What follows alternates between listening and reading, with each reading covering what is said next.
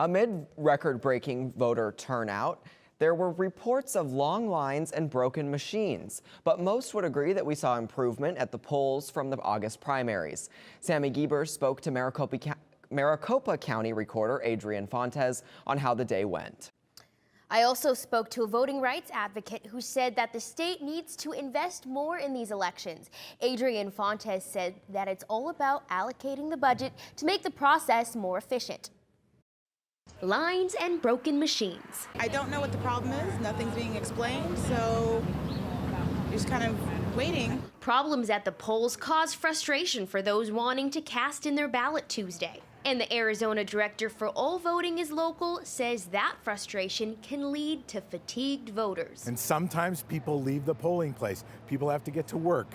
People can't wait for an hour or 2 hours. And so it's incumbent upon us to create a system where that isn't required. Lines on Tuesday were large, but Gulata believes the budget spent for voting day was not. Total amount of money that was spent yesterday by the campaigns, by the PACs, by all of the people who spent money on this election, and you look at how much we spent on election administration, it's just a tiny little drop in the bucket. Maricopa County Recorder Adrian Fontes said the Maricopa County election budget was more than $20 million for midterms. What I'd like to do is see that go further.